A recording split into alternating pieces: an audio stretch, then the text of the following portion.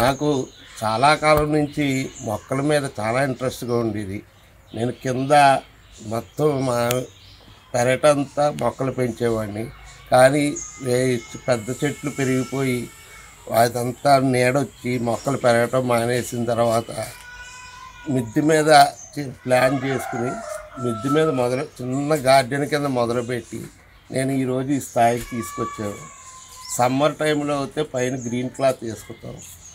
నా దగ్గర maximum fruits అన్నీ కూడా నేను ఇప్పుడు అడవి మామిడి ఇవి కూడా నేను గార్డెన్లోనే పెంచుతున్నాను.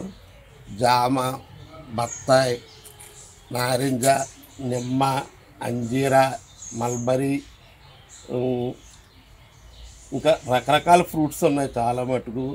డ్రాగన్ ఫ్రూట్స్ కూడా నేను పండించాను ఇక్కడ.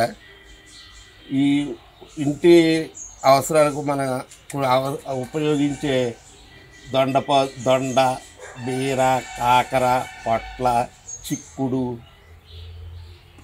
ఇంకా ఆకుకూరలు అన్ని రకాలు కూడా నేను సాగు చేస్తున్నాను.